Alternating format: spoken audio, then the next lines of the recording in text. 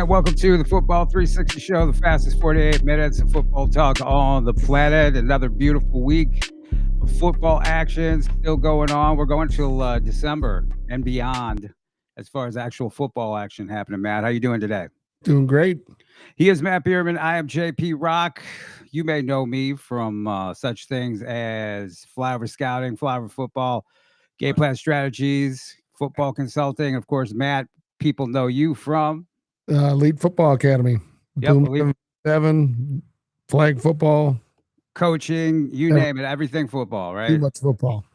And of course, today's show is brought to you by Game Plan Strategies, helping guide you your football futures. Go ahead, check it out, gpsstrategies.org. Check it out. You get a free consultation with me right now if you go there and sign up. Help guide you through the steps of football because really there's no guide. And I'm really kind of this time of year, Matt, I'm getting overwhelmed by parents and players and everybody wanting to talk and help. So this is the perfect way to do that. Yes. It's your goal, our plan, one path. It's gonna work out for you. And of course, get offered as well. Get offered, Yep. GETOFFRD. So getoffered.com. That's a great way to get in, get really just the opportunity to get access to 10,000 plus coaches information. You can email them, direct message through Twitter, through the platform. You can also send emails, but then more importantly, you can track your activity, knowing what you're doing. Unfortunately, a lot of people throw, as you know, JP, throw stuff against the board constantly, and then they're waiting. But we see all of a sudden, I mean, there's more and more people that are like their season either just ended or they're about to end within weeks. And now it's like, well, now I want to get recruited. But, you and I both know that it's not insurmountable, but there's a lot of work that has to get done. And there's a lot of work that has to get done. And both of these are tools. Get offered as a tool. Game Plan Strategies is a tool. And here's the thing. You mentioned that, and there's people I'm talking to right now, people I'm working with right now. But you got to be realistic, right? If things didn't go away, sure, there's injuries, sure, there's this, sure, there's that, but there's a lot of things you should have been doing earlier that for whatever reason you chose not to. You chose another sport in the springtime when you should have been focusing on football, helping, training, getting your skills better. But it's not too late. But if you have younger players, if you're a parent who has a younger player, for sure, you definitely need to check these out. And like with Game Plan Strategies, it can help you. It can advise you on everything from, when should I get started? What should I go? Which is a good path? Which is a good program? Which is a good school? What kind of training should I do? All of that stuff. But go there, gpsfootball.org. Again, get a free consultation, and happy to help as many people as I can. I just can't I'm telling you what, I'm getting offers for dinners, Matt. Yeah, because I know there's just so much. Time is precious, and so got to do it a little bit more organized. How it's going to be done, but both of these are tool. Get offers a tool. Game Plan Strategies is a tool, and it is really, really helpful. And I mean, that's what we're here for. The past couple of years, we've helped. We've heard a lot of feedback. Heard feedback from a parent just the other day, and they had a young man who was very interested in playing college football, really didn't know what to do. They were lost. They had no resources. She told me they had no resources. They looked for resources. There was no help. There was no guide. There was no anything. And so young man joined the military, which is a great profession. God bless him. Gonna serve his country. But, she was sad that she didn't know about it beforehand. And I know the player, he's a good player, probably could have played a little college ball.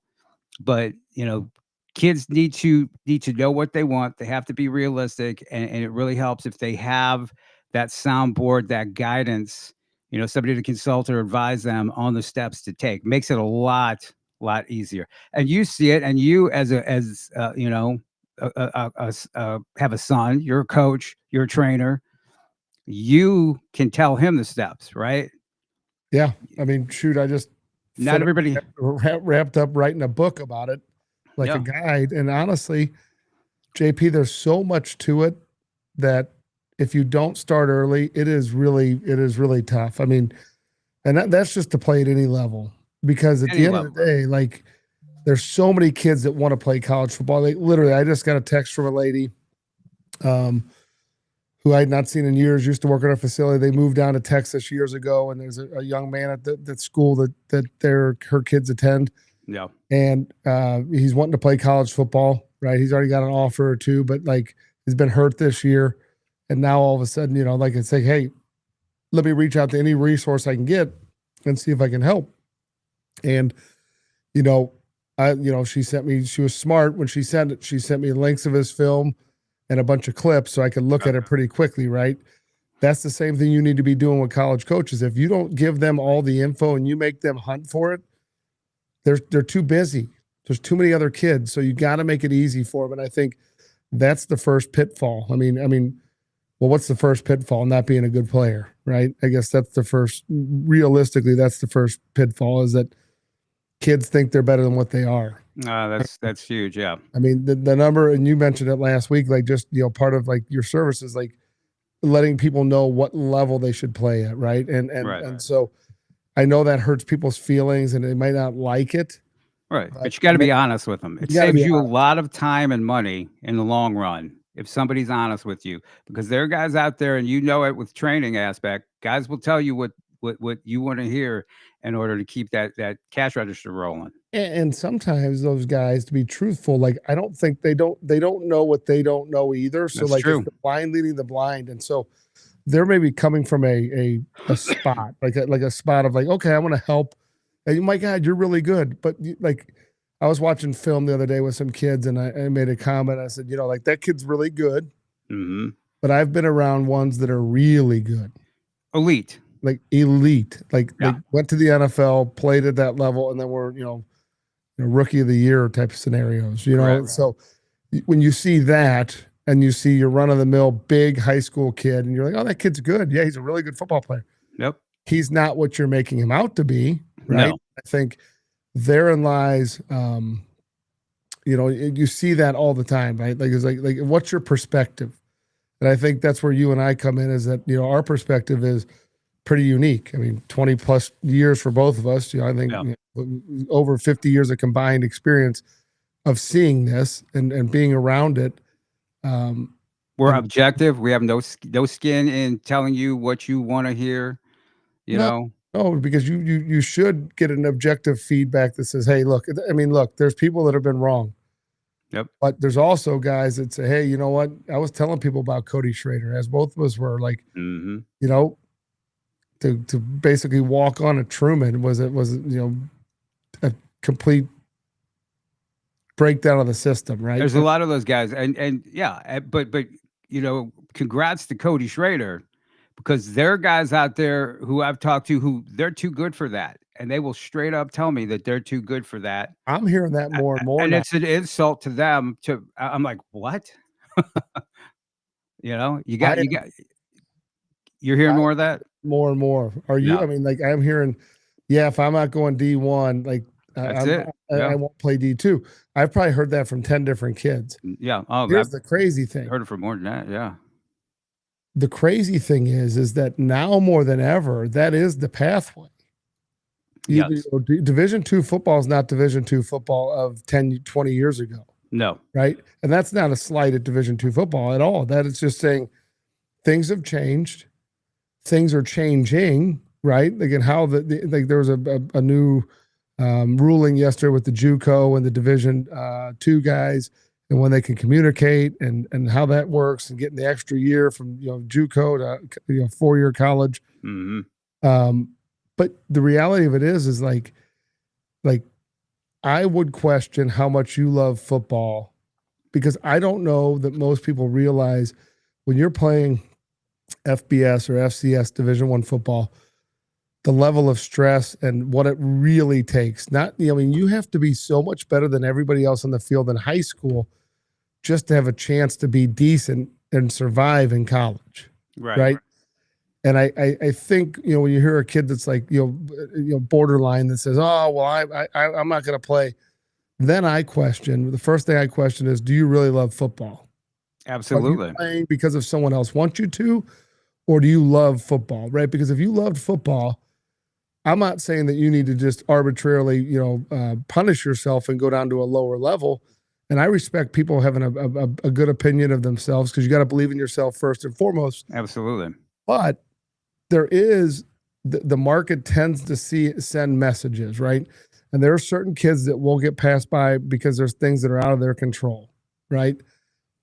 And those guys that stick with it and love the game of football will go play at that D2 level and then rise up pretty quickly out of there. Especially in this day and age, that is your opportunity. If you go to D2 football, you're not relegated to D2 football. That's not purgatory, right? Where you're just are in limbo. It You know, not you anymore. used to be, absolutely not anymore. That is a stepping stone. It is another tool for you to get to where you go. There's a lot of guys who are in love with the idea of football, right? They love the fanfare. They've been to college games. They've been to D1 college games, right? They've been to Mizzou. They've been to Illinois. They've been to K-State, Oklahoma, whatever. And they want to be part of that, but they don't want to necessarily do what it takes to be part of that. And so if I can't be part, I mean, that's, I can't be part of that, then I'm not going to do it. Well, then you're probably better off for all parties involved to not do that. And that's really what you got to figure out. And that's what we do. That's how we help people figure that out. And like I said, a lot of times there's parents who they think their kid's good. Their kid says they want to do it. So the parent goes down that path, not knowing which way to go or what the right answers are. And so that's where we come in and what we do. And you're right back to what you said earlier about, people telling kids how great they are. I hear that a lot with what I do with the scouting. Oh, this guy's the greatest ever. This guy's legit. This guy's that, and not helpful, to be perfectly honest with you. And it's you got to have people that are real, keep it real around you, right? And yeah, of course you want to have some level of confidence, but you don't want to have absolutely around you. And honestly, as a parent, like you have to be realistic about it because the vast majority of parents obviously are going to be, even the ones that are super hard on their kids. Mm-hmm. They have an inflated value of where their kids should be, right? Right. Especially if they have good stats. Right. Or if they play on a winning team. Right. And I think that's very misleading when you're playing lower level competition, right? It's very misleading when your child is at a school with lesser competition on their own team. And then they're playing both ways, or they're playing kicker and punter and everything else. That doesn't mean that he's not a great athlete, but you have to keep it within realistic. If you, in our app, I can go in and look at some of these kids that are putting in their profiles, right? And some of these kids are just absolute studs. I mean, big, strong, fast, like they would be really good here in St. Louis, right? So you start to look at that. So you have to view it with a large lens, and so many people are viewing it with this little tiny lens of well, this is my conference, right? Yeah, all conference is awesome. It's great, right? But the reality of it is they don't care about all conference. They don't really. They don't care about they don't care about all conference. They don't care about all state. They don't care about what your stats are. I'm telling you right now, there are kids who probably have the best stats in this season, right? That will not play college football. You go and you check out the guys. There's guys running for 2,500, 3,000 yards, won't play college football. Guys who are throwing, for ridiculous amounts of yards, catching, whatever. They won't, those stats don't get you to college. Now, on the flip side, there's a young man out of Penny, Missouri, Class 1 Penny, Missouri, right? Who is committed to Northwestern. His name is Jacob Miller. They found him down in Petty, Missouri, right? It helps that he's 6'8", 240 pounds, and athletic as all get out, plays basketball, two-sport athlete, right? That they can find, right? Those are hard to ignore. Those are hard to ignore. Everybody else, it's really up there. And I'm telling you what, it breaks my heart because I do see a lot of guys who do deserve chances. But the climate that we're in with college football, you have to have alternate paths. You have alternate paths available. You have to take those. And that includes JUCO. I mean, JUCO is a great option again. Yeah. to go to, if you feel overlooked. If If you any if, say you are, or think you are, then going to a lower level, you should rise up dominate. Yep. very quickly. Yep. I Absolutely. got news for you. You're going to get there and realize there's a whole bunch of other cats just like you that are there. Absolutely. Right. And so, Yeah. when picking a D2 or a JUCO, you better pick a place that you're going to get on the field fast because they need you. And they're a guy that really they want to build around. Because if you go there and you're not a good fit, or you don't work as hard as you think you should, or that as the job requires, you're in trouble. And Right. then you're done playing football at that point, most likely. And I'm telling you what, I love it. I was in Cahokia this past weekend. I watched them play Jacksonville, Illinois, in the Illinois high school playoffs, because Missouri's done for the Saturdays for the most part, unless something strange comes up. So I was over there because that's what I do. I'm used to watching football games 5 days a week, right? So Yeah. I was over there, and I had a kid tell me he was rolling off his offers and stuff, and he's like, the one I really want, waiting for, is Morningside. And I thought, that's great, man.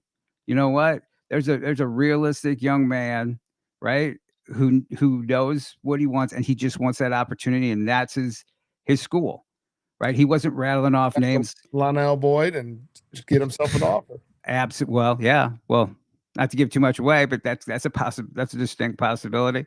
But to me, that is the right mindset. That's the right mentality. And not everybody knows that. Not everybody knows where they're gonna go. And people chase, and it's great to chase your dreams. I'm big on that. Keep building towards that. But you also have to know where you're at, right? While you're chasing your dreams, be realistic, and have somebody who's going to be able to tell you where you're at, and where you're supposed to go, and what you should shoot for. And I'm telling you what, right now, just putting out your huddle film, that's not going to get you anywhere either, right? There's way more that has to go in it. Football's a year-round sport. You and I talk about it all the time, right? What's coming up, right? All the 7-on-7 tryouts are coming out, Yep. right? Well, that might not help you directly with recruiting.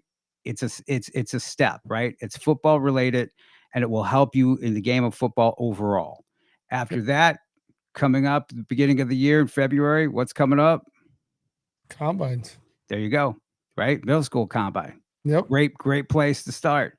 Middle school got their dudes that were at the elite middle school combine last year, who played roles on their team this year, right? And Oh, are yeah. gonna do it over the next, how many years, right? And one of them was your son, Yeah. right? They still practicing. We got a game this week. So, boy, it was cold yesterday. Yeah, I bypassed that. I'm Yeah, like, come on out. No, today's better though. today's better. Tomorrow's even better.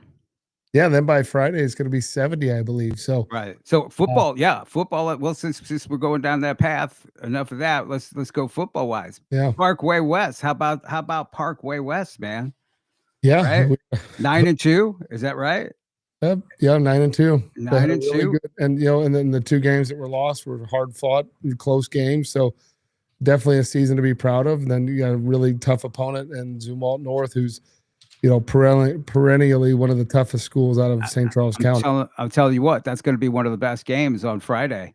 Really, really great matchup. A lot of talent on the field. Really going to be one of the better ones. You're a Parkway West alum, correct? Yep. So the record book, the history. Since we've been 9-2. That's what I'm getting at. Yeah. So it's cool. It's a really good senior class, group kids, some really solid kids. Obviously, great young kids. Yeah, there's a good top to bottom. Obviously, having a Division I quarterback does not hurt. Brett Ottensmeyer is having a heck of a year. Yep. And then you got Leighton Usry, who's again, he's one that we've talked about numerous times. That it's still perplexing to me that he doesn't have the offers he's a guy that he should have offers at a high level. He's just producing at a high level, high clip. I mean, he's 80 plus receptions 2 years in a row, back-to-back years, 160 plus, receiving, and with over 2,000 yards. Pretty impressive for a guy. And he's right. Years. And he's right. And he's not just a stat guy. I mean, he's the athlete. He's the whole package. Now he's a guy who I envision going to a smaller level and rising through the ranks. Right? You He's can. what. Yeah, I mean, he's one of those guys. You're right. He'd be a perfect fit at a Kent State, at a Miami, Ohio, Mac school like that, and he would thrive in Right. that. Thrive. Absolutely thrive. And that's the thing is like you have guys like him, and there's Ethan Bain, who's a big lineman, who's got a bunch of offers, and he'll have more coming He's after. up next year. Yeah. Yeah, and then you got Max Jones, another guy, Max Hurley's receivers, Grayson Smith. It's a really strong receiver core. Yeah. And then Caleb Irving's come on really strong, along with Deshaun Horskins at running back. So Yeah. I remember seeing Caleb playing for the junior cadets. So it's good to see him. Yeah. He's a really, really dynamic runner. He's a smaller guy that really finds creases and makes you pay. But yeah, and you guys got some really good defensive guys. I really like your linebackers, Brady Kluba.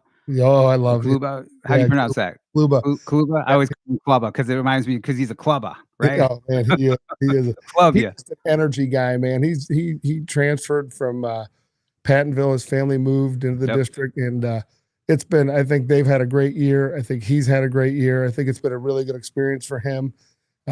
He's one of those guys. He's a glue guy. Everybody loves him. Yeah, Gunnar Holmes, who's a D1 prospect. Yep. D1 prospect, big kid that can run, just rangy. He'll hit you. He needs to quit baseball. Yeah, we're going to talk about it. He wrestles in baseball. Yeah. But it's funny. I was having a conversation with a guy who's a high-level baseball guy today. Actually, 3 high-level baseball guys, and then me in a conversation, right, of all people. Well, I bet I know one of them. But yeah, what's funny is if we were talking about playing different sports, and the one guy was a quarterback who I actually trained in high school. Interesting. And he said, and he played professional baseball. He was talking something to the effect of, all the baseball I've played, all the places I've been, I don't know that I had more fun playing football in any sport than playing football my senior year. Yeah. He's like, there's nothing like it. He's like, I still look back on it and I thought that is the uniqueness of, and then what we were talking about was, you can play a couple sports, but you don't let the one sport be the excuse why you're not preparing for your main sport. Right. And that's what it boils down to. Like you can't, 3 sports is really hard to getting that training regimen in, but a couple sports, your baseball, football guy, fine. Like you can do that, but you got to make sure one needs to probably have a little bit more priority than the other. And then the other one needs to be like, it's sharpening you for your other sport, but you can't use that as, well, yeah, I'm gone this weekend, and so I'm going to miss everything with 7-on-7 or whatever it might be. Well, I can't lift today because I got to pitch tomorrow, whatever it is. Yeah, can't train. I can't train. I can't do this. And I think that's the tough part, is so many times that's why coaches there's a rub with other sports, and in reality there shouldn't be. Yeah. If they're having the correct conversation and the motive is correct, then there shouldn't be. But yeah, I thought it was interesting talking to the baseball guys, but having that perspective of, man, even when I played football, I know I was a baseball guy, but man, there's probably nothing like. And so these guys that are in these playoff runs right now, you never know. This could be your last week of practice. You lose, you're out. Like, it's done. It's final. You're turning your stuff in, right? And it goes from this family-like atmosphere, and it will never be the same. No. You'll remember it for the rest of your life, but it will never be the same. And so I think that's that moment in time. You got to drink it up, and you got to enjoy it, and you got to have perspective on what it is you're doing and why you're doing it. I think it's just a lot of fun. So I'm thankful to be a part of it this year, getting to help my son and his buddies at the younger level, and then being an assistant with Coach Duncan and his staff, which just good guys. Really enjoyed being around them. Just they're in it for the right reason. Good people. Yep. Not just really good men. Really happy for Coach Duncan, who's just, like you said, a real good dude. Been doing it for a long time. He used to do it at Washington, Missouri, and now at Parkway West. And it's just, like I said, it's just been a real good guy to deal with. Which you want to be that if you're going to be a coach. Bunch of other really good games coming up. I know last week we ran out of time, so let's go ahead and just kind of go through some more of the high school playoff stuff. Class 3. I said I was going to do Class 1, but I'm not. I lied. You mentioned a Class 1 player. Penny, Missouri, yeah. Jacob Miller. So if you really want to do that, you ready to talk? No. Let's start with Class 3. One team I want to mention. I don't know if you got a chance to see it, but Lift for Life. I'm sure you heard of the game. Them and Saint Genevieve coming back from being down and making that big comeback, and they get to face another Saint Genevieve team in Valley.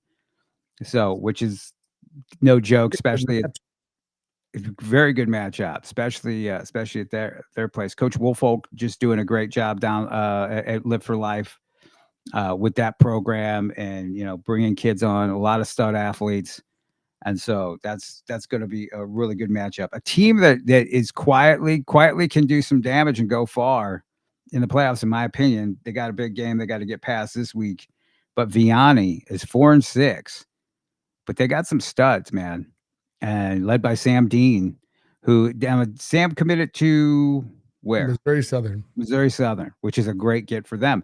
And again, it goes back to what we were talking about. D2 school, Missouri Southern, man, they produce some NFL guys on a pretty regular basis.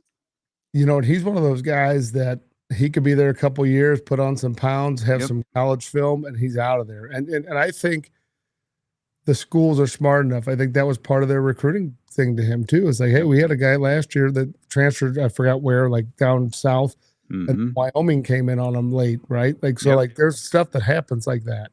Yep, absolutely. Vianney, good team, a lot of young players, a lot of really good young players, but they're going up against a tough Sullivan team that's 9-3, and you've trained Sullivan guys. They come to the combine every year, and they're just good, solid football team players, on hard-nosed players on a well-coached, solid program. Yeah, that should be a good game. I think Class 4, man, for Vianney is, I mean, they could make some real inroads, some noise, on a regular basis. Noise. Yeah. So, but yeah, I think they have some really good weapons. I mean, they definitely have played a tough schedule. I mean, there's no way around that. So that's true. That schedule will help them down line. Battle ready for sure. A big game, might be the biggest game in my opinion in Class 4, is Kearney is at home against Savannah. Kearney 10-0, Savannah 10-1. And I mean, just some more, I don't know, just like outside of like the metro area, right? Of schools, but man, they can really play football. They develop good athletes out there and good football players, and that's going to be a good one. Kearney is loaded with talent, has a bunch of guys, future college players. The twins, the twins, the Beaver twins, Mason and Isaac, right? Those guys are just animals. They are absolute animals. I tell them all the time, I'm like, man, you guys need a show. Right, just a reality show. A reality show would be great. And eating and playing football, lifting. Just the lifting competition between. They're both like 6'2", 280 plus, and I mean, you want to talk about just jacked, put together, right? Yeah. Just the lifts that they do, and they're not just big, strong guys. I mean, we're talking about 285, 86 pounds with a 32-inch vertical jump. Can run a sub 5 40. Both committed to North Dakota, but other schools are coming in, higher. Yeah, of course. As is happening, which we're going to talk about a little bit later with everything. As far as schools coming out after guys. I'd be remiss if I didn't tell you to go ahead and make sure that you check us out on YouTube, like, share, subscribe to that. You can check us out on X at Football 360 Show, and as well as football360show.com. You can also hear us on Apple as well as Spotify. And of course, Saturday mornings, KLIS 590 AM, your Lou Info station, louinfo.com. So yeah, Kearney and Savannah, that's going to be a good one. Carter Temple is another guy who's getting looks from schools, the Dakotas, stuff like that. Big 6'3", 215-pound left-hander, just a heck of an athlete. Like a medal winning wrestler, just big, strong, fast, big arm. It'd be interesting to see what happens with him. And I know we've talked in the past, and you might want to touch on it. It is so difficult for quarterbacks in my opinion, to get recruited now, no matter what their talent level is. It is. It's really hard. I mean, you have to have people pop on you early almost, because if you don't, I mean, I know we're going to talk about them, but like I could pop on you late. Yeah. And like it's bizarre. There's certain areas, right, where they have people that are going to get, like the hotbeds of quarterbacking, right? So you get some California kids, you get some Texas kids, you get some, one or two Pennsylvania, Ohio kids, and then some Florida kids, right? There's always 1 or 2 to 5 of those out of each respective area that like suddenly is a national guy, right? That everybody loves. The truth be told, I think there's very little line that separates a lot of these guys, right? It's kind of the chosen and not chosen. And so I feel as though like over the last number of years, like we have certainly put our fair share of quarterbacks out of St. Louis, respectively, like into the higher levels of college football. And then we've had a couple go, make it to the NFL, which is obviously really good, especially for the size of our area versus, like the state of Texas, if you will, or Dallas or LA, whatever it might be. Yeah. LA County is bigger than the state of Missouri, right? Right. Yeah. So, when you look at it from that perspective, like there's that many people and that many other kids. But I think there is you're behind the 8 ball coming out of the Midwest, right? I mean, the number of times, I wish we could track it where we've had, and this is not just quarterback specific, where we have boys that have grown up and say played football through middle school, and then they go down to high school and they go down to like Texas, Florida, where else? California, maybe even Georgia. And then suddenly they become a national level recruit. And you always wonder, would they have been that if they stayed in St. Louis? Right. And it has happened too many times to count. Like the number of guys that have moved away to become dudes elsewhere. I think in many respects, it's easier to become a dude in some of those places because they're coming there to find those guys, right? Yeah, well, it's based on reputation, But as you know, and as we've said many times, you take the best here from Missouri and the best from any of those places you mentioned, best from, the Atlanta metro area, Florida, they're right there with them. And I think we're seeing it in college football this year when you look at a guy like Jeremiah Love, right? You look at Ryan Wingo, both MVPs of the Elite Football Combine a couple years ago, by the way. Yes. Shock, right? De'Aaron Hill, who's doing well up at Oregon. I mean, it's really out there. It's really out there. A guy like Corey Sims out at USC, It is really interesting when you see the level of guys that have gone. I mean, shoot, we got 4 guys playing on the Jets that we trained. Yeah. What are the odds of that? Out of the NFL, there's 4 on the same team.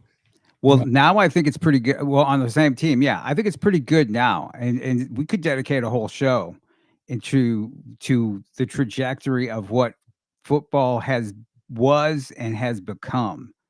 I look at like when we first started, right, years and years and years ago. This is like, my gosh, like 25 years ago. Yeah, like I mean, the number of kids that we were training that were like obscure, that were good players.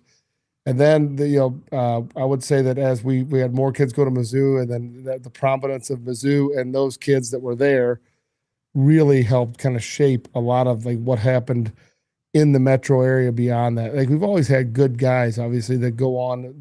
For years we'd have guys that would go up to Wisconsin or Iowa, some guys to Mizzou, some guys to Illinois, but then it started like mushrooming, and it's like, oh, he's going to Florida. He's going to Texas. He's going to Oklahoma. Those are the things where, I think it became, our name, and it became much bigger as St. Louis is recruiting. Is there's kids that were actually developed that were really good athletes to begin with. They developed their skills, and then played in a good system in high school, and then that's kind of that mixture has boded well for a lot of our guys that have gone on and played. But I do look back, and I wish I could find it, JP. It was like 2005, I think, or 6. Mm-hmm. Show Me St. Louis, Channel 5 came and interviewed some kids that we were training. I think it was West Kemp. Was it human Robert interest story? Peoples, yeah, Blaine Gabbard. I'm trying Yeah. to think who else. But one of the things I said in this thing, and I specifically remember back then, I was like, look, at that time, we were not winning a bunch of state championships in football, right? Like in the Missouri side, it was just kind of a drought. And I was like, look, we want to get that back. We want to get our kids back. We want to be winning, our teams be winning, more titles and all that. And Yeah. there's a shift pretty quickly after that, actually. And I think that, whether people would admit it or not, I think we played a pretty big role in a lot of helping develop guys and changing mindsets around developing as a football player and breaking that cycle of, hey, I'm going to just play 3 sports and just kind of, have fun with football. Where Yeah, I'm going to show up for summer camp for a week and then show up for fall camp. And that was my football experience. Well, that was back in the day. I mean, like when I was, that was it. That was like in the summer, you had 1 or 2 chances to go to summer camps, right? Yeah. But they weren't 1-day exposure camps. They were the 4-day overnight or 5-day overnight at Mizzou or Illinois or Notre Dame. You had your week team camp, right? Yeah, right. Little mini camp. That's it. And that's all you got. And we weren't playing other teams. We were just playing against ourselves back then. Yep.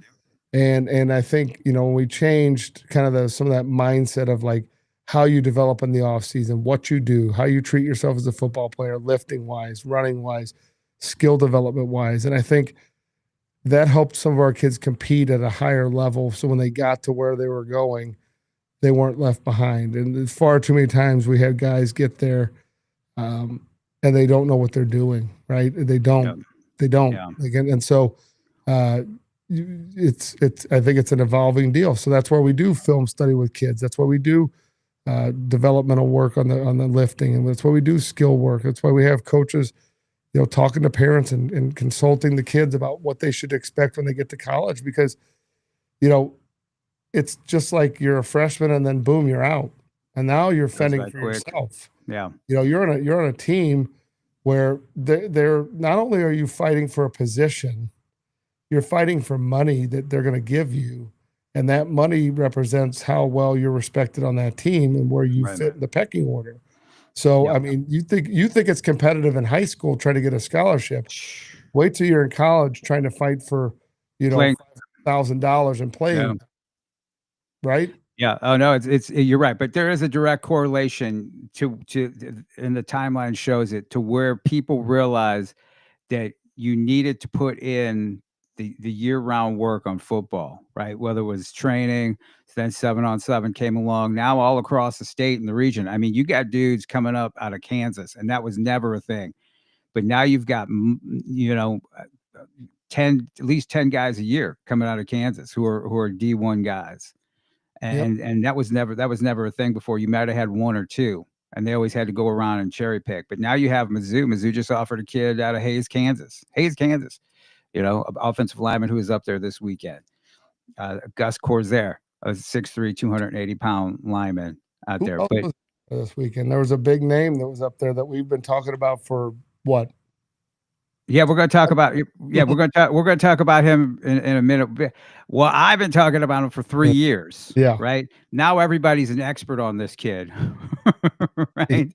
He's picked up a Mizzou offer. Now everybody's like, "Oh man, you got to check this kid out."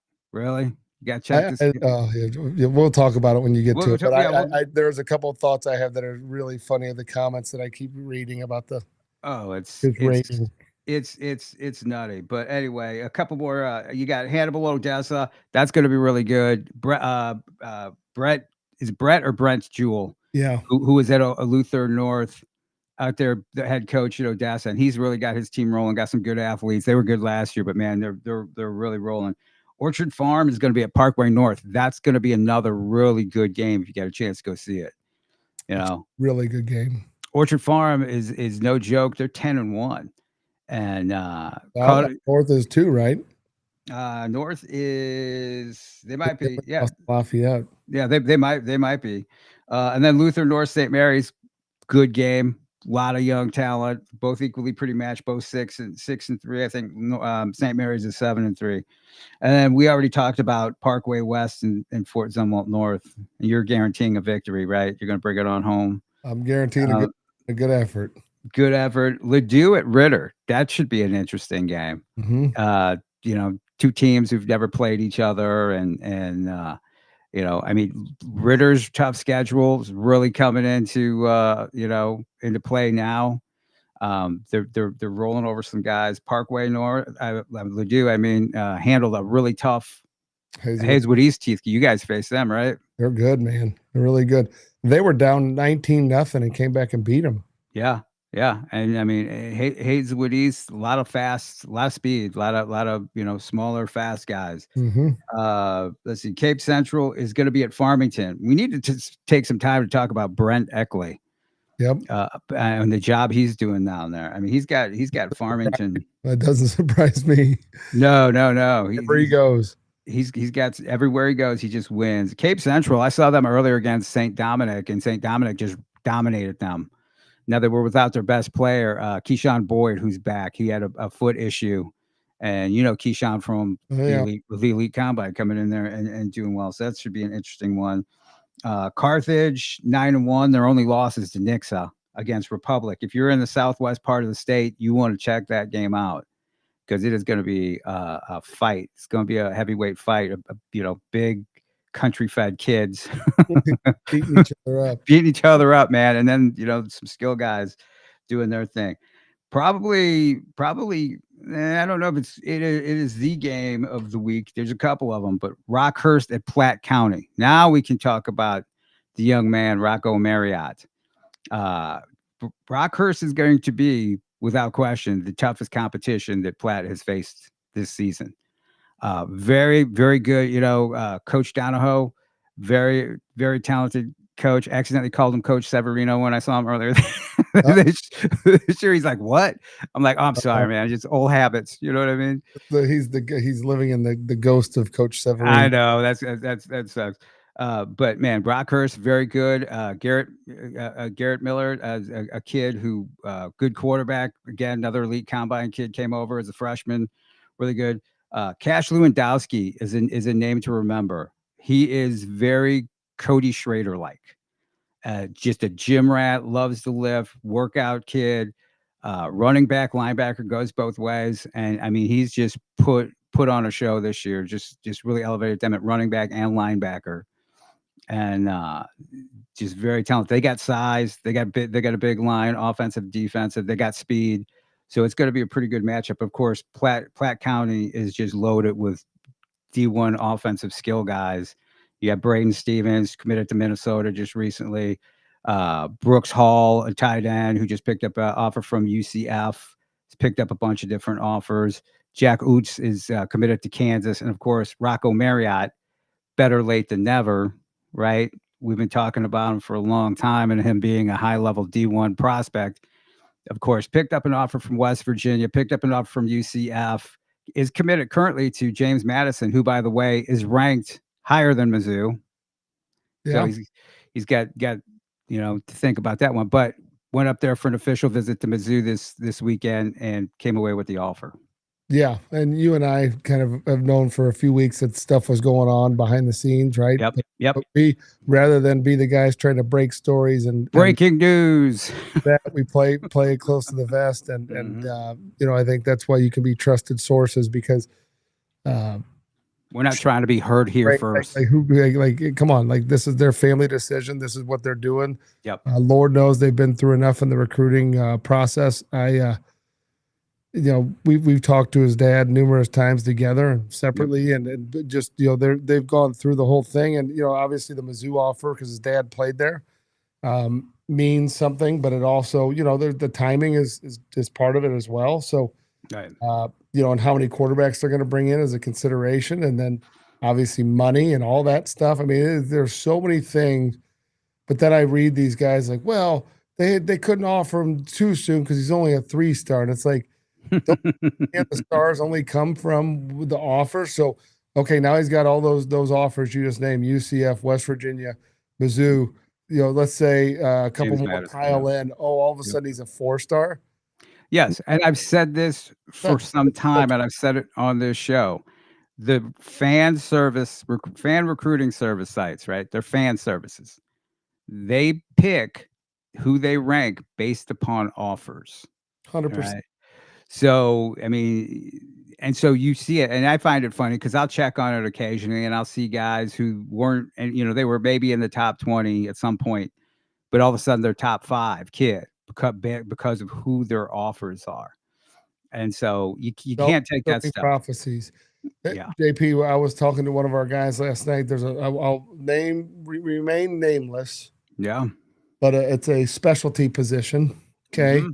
Was rated number 1 in the country for I think 2 or 3 years, and has some offers and interest, but has not committed, and is still waiting for some different offers, and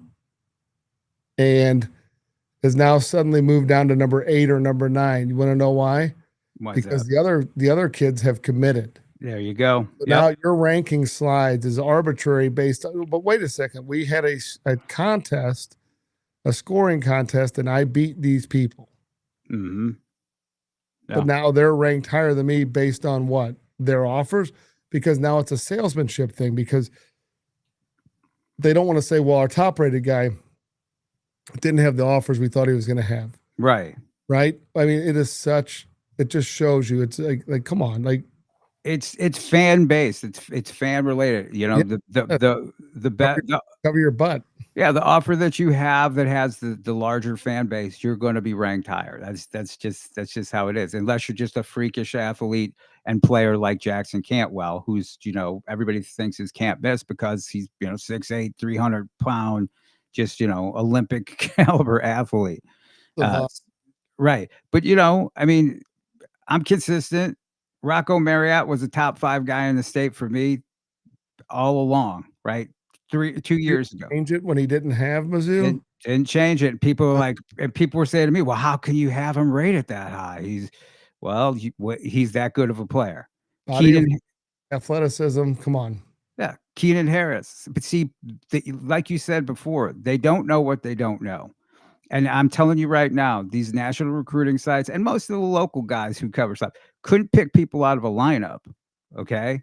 Not unless they were looking at their social media, right? Which is the thing. But you got to just take that stuff with a grain of salt. Keenan Harris, another one. I've saw some national place that had Keenan Harris something like 15th or 18th best player in his class in the state. It's like, clearly you've never seen Keenan Harris play.